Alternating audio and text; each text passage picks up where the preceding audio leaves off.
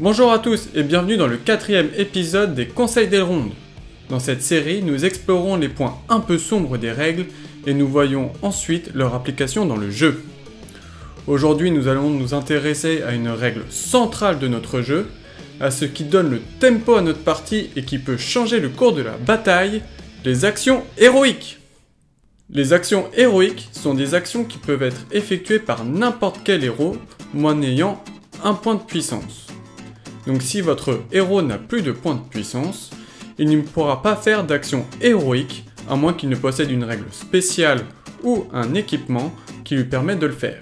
Un héros ne peut déclarer qu'une seule action héroïque par phase. Il existe des actions héroïques pour la phase de mouvement, pour la phase de tir et pour la phase de combat. Elles doivent être déclarées au début de chaque phase avant que le joueur ayant l'initiative commence à jouer. C'est le joueur qui n'a pas l'initiative qui commence par déclarer les actions héroïques. C'est ensuite au joueur ayant l'initiative de répondre et ainsi de suite jusqu'au moment où les deux joueurs n'en déclarent plus.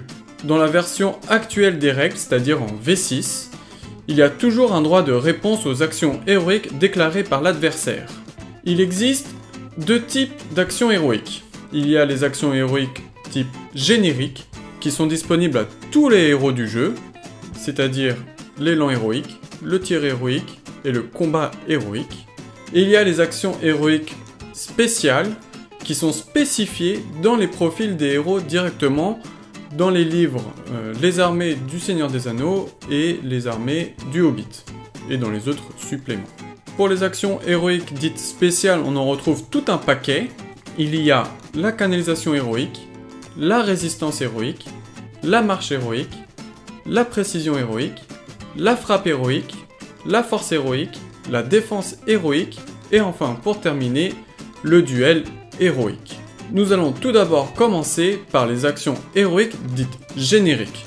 Comme je l'ai dit tout à l'heure, ces actions héroïques sont disponibles pour tous les héros, même si elles ne sont pas spécifiées dans leur profil. Ces actions héroïques viennent interrompre l'ordre d'initiative du tour. En effet, que ce soit un élan, un tir ou un combat héroïque, le héros qui le déclare pourra agir en premier sans tenir compte de l'initiative. Si les deux camps déclarent une de ces actions lors de la même phase, vous devez faire une main neutre pour savoir qui va commencer. Sur un 1 ou 3, c'est le joueur du mal, sur un 4 ou 6, c'est le joueur du bien qui commence. C'est ensuite un jeu de ping-pong entre les héros qui ont déclaré une action héroïque, car ils doivent être activés un par un en alternant les camps, commençant par le joueur qui a gagné la main neutre. Nous allons voir maintenant en détail quelles sont ces trois actions héroïques génériques qui sont disponibles pour tous. On commence donc par l'élan héroïque. L'élan héroïque se déclare en début de la phase de mouvement. Cela permet au héros de bouger en premier même si son camp n'a pas l'initiative. Il peut agir normalement pendant cette action, c'est-à-dire bouger, faire de la magie, charger, etc.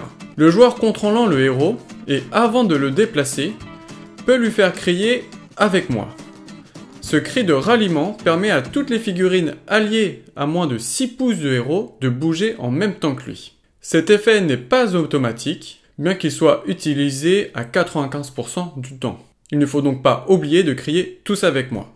Si vous utilisez ce cri, toutes les figurines affectées devront finir leur mouvement à moins de 6 pouces du héros qui a déclaré l'élan héroïque. Les figurines qui ne peuvent pas remplir cette condition perdent leur capacité d'agir pendant cette phase de mouvement. De plus, si une figurine ne souhaite pas se déplacer lors de l'élan héroïque, elle ne pourra plus le faire plus tard dans la phase de mouvement. L'élan héroïque est une action importante de notre jeu car elle peut nous permettre de gagner des avantages par rapport à votre adversaire.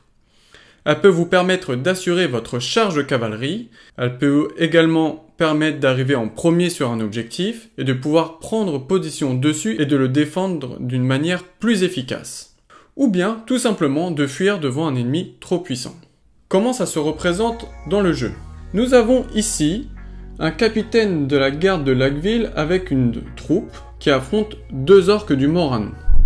Le joueur du mal ayant l'initiative et étant dans une mauvaise posture souhaite fuir avec ces deux petits orques. Cependant, vous qui avez l'avantage avec votre troupe de la ville, vous voulez éliminer ces 2 orques. Le capitaine, ici au milieu, déclare un élan héroïque. Vous devez d'abord faire attention qu'il n'y a aucune troupe qui bloque son passage, car le héros doit être bougé en premier. Donc ici, le capitaine déclare un élan héroïque, crie tous avec moi pour que toute la troupe puisse bouger et aller charger les 2 orques. Donc, vous prenez votre capitaine, vous criez, il peut bien passer entre les 2 figurines, vous criez tous avec moi, et vous pouvez aller charger les orques avec toute votre troupe, comme ceci, et ainsi vous pouvez éliminer la menace. Nous passons donc maintenant au tir héroïque. Le tir héroïque se déclare au début de la phase de tir. Cela donne la possibilité au héros l'ayant déclaré de tirer en premier lors de ce tour. Comme pour l'élan héroïque, le héros peut crier « Feu » et donner la possibilité aux figurines armées d'armes de tir à moins de 6 pouces de lui d'également tirer en premier en même temps que lui. Cette action n'est pas automatique, il faut donc bien l'annoncer au moment où vous jouez votre héros. Petite précision, même si votre héros n'a pas d'arme de tir, il peut quand même déclarer un tir héroïque pour permettre à sa troupe d'en profiter. Malheureusement, cette action est assez peu utilisée. Seuls les archers de la racine noire profitent pleinement de cette action grâce à leur axe spécial Dead Eye Shot, ou encore la baliste des collines de fer qui profite d'un tir héroïque gratuit par tour. Alors pourquoi s'en priver? En partie, comment ça se joue? Ici, une nouvelle fois, le mâle a l'initiative. Il y a donc 6 pisteurs d'un côté face à Legolas et 2 elfes sylvestres. Le joueur du bien ayant peur de perdre la monture de Legolas ou encore perdre ses petits guerriers elfes car ils ont une défense très faible, décide de déclarer un tir héroïque avec Legolas juste au-dessus. Pour en profiter pleinement, il crie « Feu » afin que les 2 elfes sylvestres puissent tirer en même temps que lui. Comme cela court-circuite l'ordre d'initiative, les elfes vont pouvoir tirer sur les pisteurs avant eux et ainsi essayer de leur infliger un maximum de dégâts. Nous allons passer à la dernière action héroïque dite générique avec le combat héroïque. C'est une des actions les plus utilisées dans le jeu. Le combat héroïque, comme son nom l'indique, se déroule pendant la phase de combat. Il doit être annoncé au début de cette phase. Il permet au héros qui le déclare, s'il a tué tous ses adversaires, de refaire un mouvement pendant la phase de combat. Il pourra faire un mouvement normal à quelques exceptions près, c'est-à-dire qu'il ne pourra que se mouvoir ou charger. Il ne pourra donc pas faire de magie ou encore utiliser une arme de jet. Il pourra donc charger de nouveau s'il le souhaite, ou alors tenter d'aller plus loin pour reprendre un objectif perdu, ou encore sortir de table, comme dans le scénario Reconnaissance. A noter qu'un héros ne peut bénéficier que d'un seul combat héroïque par tour, et donc que d'un seul extra mouvement. Si le héros gagne son combat héroïque et rentre dans un nouveau combat héroïque, il ne pourra pas bouger de nouveau. Dans les faits, comment ça se représente? Ici, Elendil affronte un orque du Moranon. Elendil gagne son combat et tue l'orque. Il va pouvoir donc faire un nouveau mouvement pour aller charger ou alors repartir vers un autre objectif. Lors d'un combat multiple, si le pauvre ennemi encerclé est tué, toutes les figurines engagées au contact socle à socle peuvent refaire un mouvement dans l'ordre choisi par le joueur qui contrôle les figurines. Le héros qui a déclaré le combat héroïque n'est donc pas obligé de bouger en premier, par exemple. Par contre, les soutiens ne sont pas compris. Il faut donc faire attention à votre placement pour éviter de bloquer vos figurines qui souhaitent refaire un mouvement supplémentaire. Donc dans les faits, comment ça se représente? Ici, Elendil est toujours engagé face à un pauvre orque du Moranon, mais cette fois-ci, il est aidé par toute une troupe de guerriers de Numénor. Si les hommes gagnent leur combat et tuent l'orque, ici, Elendil et les 2 guerriers de Númenor avec bouclier pourront rebouger, mais le lancier ici ne pourra pas le faire car elle n'a pas été engagée au contact socle à socle. Donc ici, après avoir tué l'orc, Elendil peut aller charger Guritz, pendant que les autres guerriers peuvent aller chercher un objectif, ou alors aller aider Elendil face au héros orc. Je voudrais faire juste une petite précision sur le combat héroïque. Si 2 héros sont en contact socle à socle et déclarent tous les 2 un combat héroïque, par exemple Elendil ici et Guritz, celui qui perd la main neutre ne pourra pas profiter de son combat héroïque même s'il a tué son adversaire. Si Guritz gagne la main neutre et déclare en premier son combat héroïque, si Elendil gagne son combat et tue Guritz, comme il n'a pas pu déclarer son combat héroïque, il ne pourra pas se déplacer de nouveau. A noter que le combat héroïque est vraiment terrible avec la cavalerie et très efficace pour enfoncer la ligne de bataille adverse, car vous pouvez profiter des bonus qu'on a vus dans les premières vidéos, à savoir la charge de cavalerie et les lances de cavalerie si vous en avez. C'est également aussi très pratique pour débloquer un héros si votre adversaire avait l'initiative et a juste mis un petit guerrier pour le bloquer. Il se mêle très bien à la magie et notamment aux sorts contrainte, domination ou injonction, ou aux règles spéciales comme une lueur hantée étant nœud des spectres, ou alors la flûte magique des sentinelles elfes sylvestres, qui peuvent permettre d'attirer une figurine adverse vers votre héros, et ainsi vous pouvez donc charger avec votre héros et d'autres figurines autour de lui pour ainsi déclarer un combat héroïque pendant la phase de combat et ensuite de recharger un flanc de votre adversaire par exemple ou alors de vraiment prendre position sur un objectif. Une fois que tous les combats héroïques ont été réalisés, les joueurs ayant l'initiative peuvent reprendre le cours normal du tour et choisir l'ordre des combats. Nous avons donc fini la présentation des 3 actions héroïques dites génériques et nous pourrons commencer avec les actions dites spécifiques. Nous allons commencer par les actions qui se déroulent pendant la phase de mouvement. La première qui est assez commune pendant les parties est la canalisation héroïque. Elle se déclare au début de la phase de mouvement et elle ne concerne que les magiciens, donc ici représentés par Gandalf ou par le chaman orc. Cette action héroïque donne accès aux magiciens à la version canalisée de ses sorts. Ils sont donc plus souvent plus puissants ou alors plus meurtriers. Par exemple ici avec le chaman, vous pouvez avoir accès à la frénésie canalisée qui, en plus de permettre à tous les orques autour de lui de réussir leur test de bravoure, et de sauvegarder une blessure sur un 6+. Ou encore, avec Gandalf, d'avoir accès à la paralysie canalisée, c'est-à-dire de pouvoir diviser le combat et la valeur des attaques de sa cible par 2, en plus de l'immobiliser pendant tout un tour. Pour toujours rester sur le côté magique, on va maintenant présenter la résistance héroïque, ici obtenue par Faramir. Elle se déclare toujours au début de la phase de mouvement, mais contrairement aux autres actions héroïques, elle prend effet immédiatement. Donc ici, le joueur Dublin ayant peur de la magie du Sénéchal Noir et d'une petite fourberie de sa part, Faramir va déclarer une résistance héroïque. Il ne pourra donc plus bouger. Mais il peut faire d'autres actions, comme s'il avait un arc, il aurait pu tirer, s'il pouvait faire de la magie, il pourrait faire de la magie, etc. Par contre, il donne à toutes les figurines à 6 pas de lui, en l'incluant bien sûr, un dé gratuit pour résister à la magie.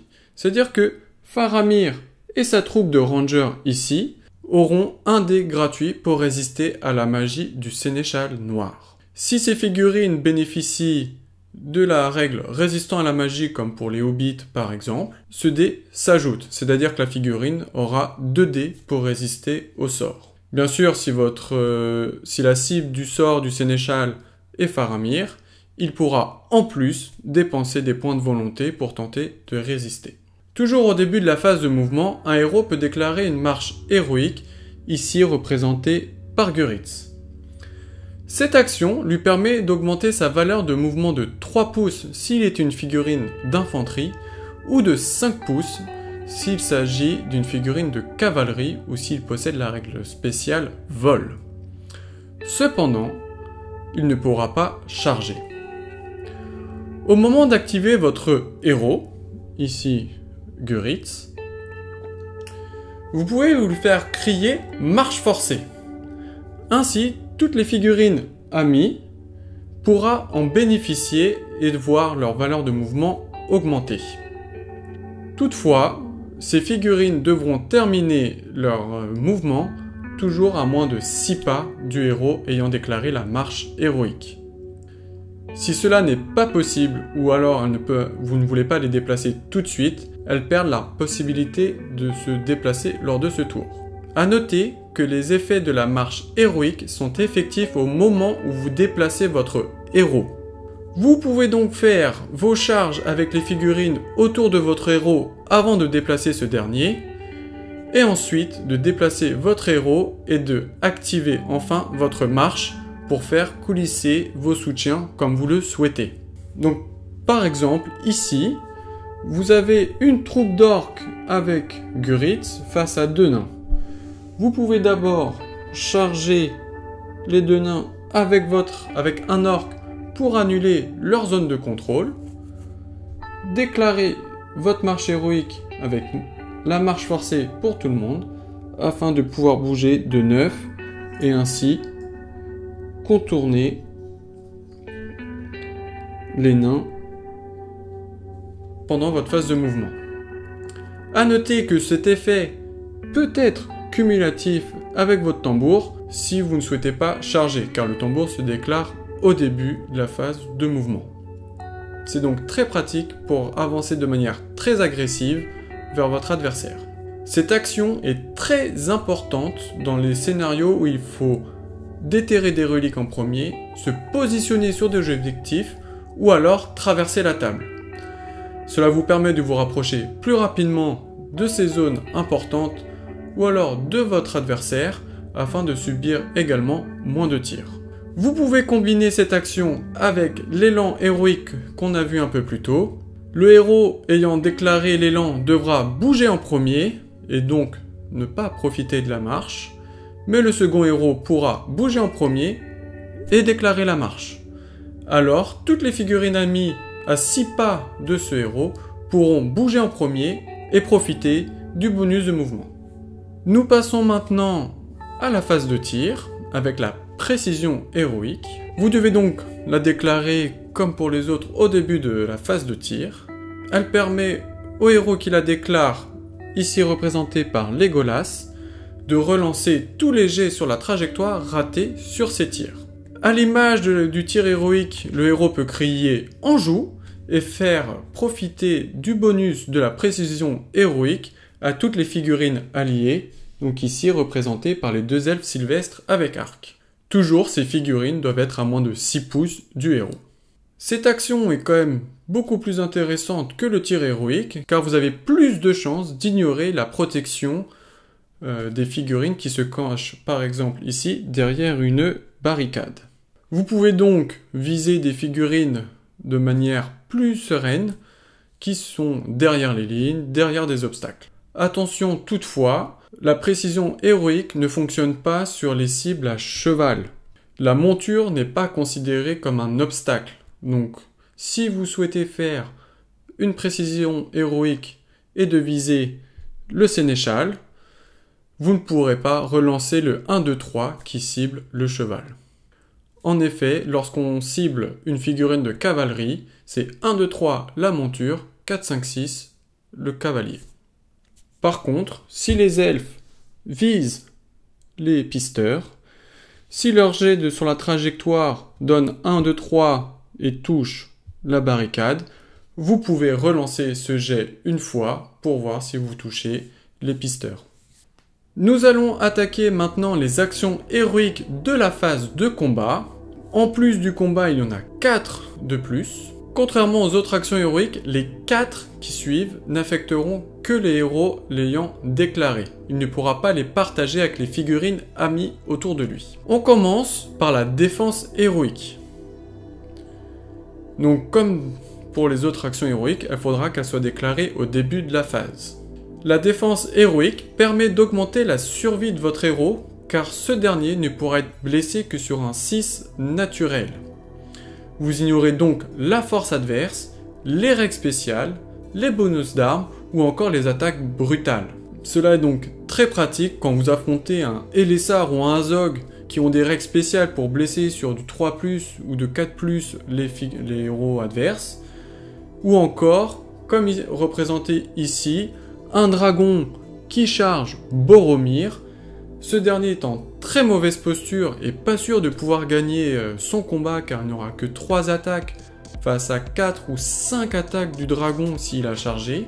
Vous pouvez donc la jouer de manière plus sûre, déclarer une défense héroïque avec Boromir, et ainsi si le dragon gagne son combat, il ne pourra pas profiter de sa force 7 contre la défense 6 ou la force 4 de Boromir s'il décide de déchiqueter, car il devra effectuer des 6 naturels pour blesser le héros du Gondor. Vous avez donc beaucoup plus de chances de garder votre héros en vie, surtout Boromir qui n'a pas de point de destin. Après avoir trouvé le moyen d'augmenter la survie de héros, on peut passer à une action qui permet d'augmenter les dommages effectués par votre héros, la force héroïque. Comme son nom l'indique, cette action permet d'augmenter la force de votre héros d'un des 3 jusqu'à un maximum de 10. Vous pourrez donc blesser vos adversaires plus facilement. Par contre, il va falloir faire attention aux différents paliers pour blesser, pour voir si cette action est utile à faire. Donc ici, on voit Thranduil qui a chargé 3 guerriers nains avec bouclier. Thranduil, avec une force 4 contre la défense 7, il lui faut du 6 pour blesser. Donc s'il passe à une force 5, ou si vous avez beaucoup de chance, 7, vous pouvez augmenter vos chances de blesser. Si vous faites entre 1 et 4, vous pourrez blesser sur du 5+, et si vous obtenez un 5 ou un 6 sur votre jet de force héroïque, vous pouvez blesser les nains sur du 4+. Cette action héroïque peut être également vraiment bien sur les héros monstres ayant la règle charge monstrueuse, comme ici le dragon, pour leur permettre de renverser les autres monstres. Par exemple, ici le dragon a une force 7 et il charge le chef troll qui a également une force 7. Si le dragon déclare une force héroïque et qu'il augmente sa force d'un des 3, il va pouvoir surpasser la force du troll. Ainsi, s'il gagne le combat, le troll sera renversé. Et il pourra donc doubler ses attaques. La logique inverse est également vraie. C'est-à-dire que si le dragon charge le chef troll, si les deux déclarent une force héroïque et que le chef troll garde une force égale ou supérieure au dragon, même s'il perd le combat, il ne pourra pas être renversé. Dernière amélioration pour certains héros, on va maintenant parler de la frappe héroïque qui permet au héros d'augmenter sa valeur de combat d'un des 6 jusqu'à un maximum de 10. C'est une action extrêmement utilisée lors d'un duel entre héros ou contre des monstres, comme ici Erestor face à Arachné. En effet, il est très important d'avoir une meilleure valeur de combat lors d'un duel, car en cas d'égalité, c'est le camp qui a la plus haute valeur de combat qui gagne le duel. C'est-à-dire que si vous faites un 6 et que vous avez une meilleure valeur de combat, vous êtes sûr de gagner le combat. A l'instar de la défense, si votre héros fait partie d'un combat multiple et que vous êtes en sous-nombre, la frappe héroïque est un excellent choix. Donc ici, on a Erestor avec son combat 6 qui affronte Arachné et son combat 7. Erestor a réussi à charger Arachné, donc il a quand même 2 attaques face à une seule attaque d'Arachné, mais il a peur de se faire blesser, mais il a quand même plus de chances de gagner son combat, car il a plus de dés. Il va donc déclarer une frappe héroïque et augmenter son combat d'un des 6. S'il fait 1, il aura le même combat qu'Arachné, mais avec un léger avantage grâce à ses lames elfiques. Et s'il fait un 2 ou plus, il aura un meilleur combat. C'est-à-dire que s'il va faire un 6 lors du combat, il va gagner automatiquement ce dernier. Le petit inconvénient de cette action, c'est qu'elle peut être extrêmement frustrante, et ce pour deux raisons. En effet, en cas d'égalité sur la valeur de combat et sur le jet de duel, le sort du combat il va être décidé par une main neutre. Donc 1, 2, 3 pour le mal, 4, 5, 6 pour le bien. C'est donc une chance sur deux de voir vos efforts réduits en poussière. La deuxième raison, c'est de rater tout simplement cette frappe héroïque en obtenant une valeur insuffisante pour dépasser celle de votre adversaire. Pour terminer, nous changeons de registre afin de pouvoir recréer les affrontements épiques du Seigneur des Anneaux, comme Lurtz versus Aragorn à Amonen ou encore le roi sorcier contre Théoden au champ du Pélénor. Nous allons évoquer le duel héroïque. Cette action a une particularité contrairement aux autres, c'est qu'en plus d'être déclaré en début de phase de combat, votre héros ne peut la déclarer uniquement s'il est en combat socle à socle avec un héros ennemi de rang égal ou supérieur. Donc par exemple ici, Shagrat étant un héros commun face au capitaine de la garde de la ville qui est également un héros commun, Shagrat est éligible pour faire un duel héroïque. Cependant, Amdur qui est un héros d'envergure face à Erestor qui est un héros commun ne pourra pas le déclarer. On va donc se concentrer sur ce combat.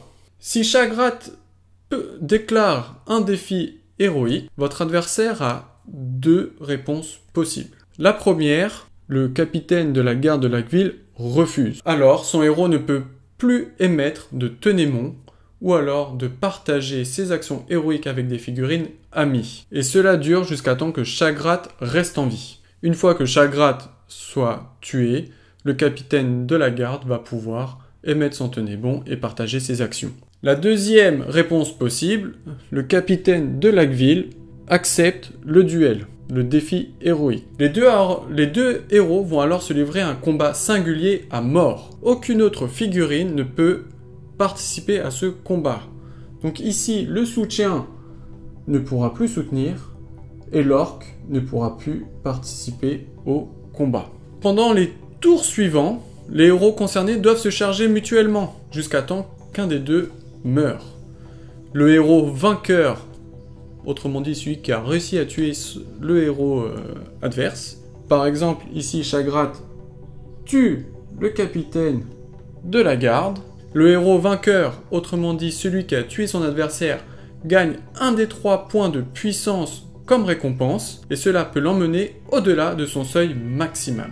Bien que la récompense du défi héroïque soit très alléchante, cette action est très rarement utilisée. Si vous déclarez un duel, vous laissez votre adversaire déclarer une frappe héroïque, si il en a accès, et avoir un avantage lors du premier tour de combat. C'est donc assez dangereux.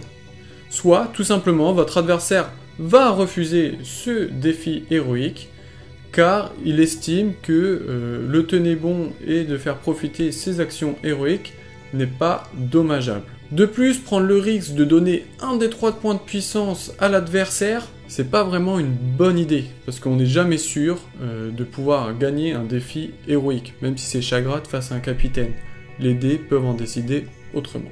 Maintenant que nous avons vu toutes les actions héroïques, il y a quelques règles spéciales et équipements qui permettent d'avoir accès à des actions héroïques. La première et peut-être la plus connue est la règle maître stratège, qui est une règle spéciale qui permet de copier une action héroïque déclarée par votre adversaire. A noter que cela permet au héros de déclarer une action à laquelle il n'a pas forcément accès dans son profil. On pense notamment à Gothmog, ou encore au bonus d'armée des Iron Hills, ou alors de la Légion d'Azog, qui permet d'avoir accès à cette règle spéciale. La deuxième règle spéciale, c'est la règle d'Aragorn, héros légendaire, qui lui permet d'avoir gratuitement un point de puissance par tour. Donc même si sa réserve descend à 0, il garde toujours la possibilité de déclarer une action héroïque par tour. Contrairement à la règle héros de légende d'Eorl, si ce dernier est à 0 point de puissance dans sa réserve, il ne peut plus en profiter. Il existe aussi certaines règles spéciales, comme celle de Gorulf Pot de Fer, ou encore celle de Thorin Roi de sous la montagne, qui donnent également accès à des actions héroïques gratuitement. Dans le premier cas, une défense héroïque, et dans le deuxième cas, un combat héroïque. C'est-à-dire que même si ces héros sont à 0 point de puissance, ils gardent la possibilité de déclarer ces actions. C'est exactement la même chose pour les équipements tels que Narsil d'Elendil qu'on a vu un peu tout à l'heure, qui lui donnent accès à des actions héroïques gratuites par tour. Pour conclure, les actions héroïques peuvent renverser le cours d'une partie et sont le point central de notre jeu. Malheureusement, toutes ces actions ne sont pas logées à la même enseigne.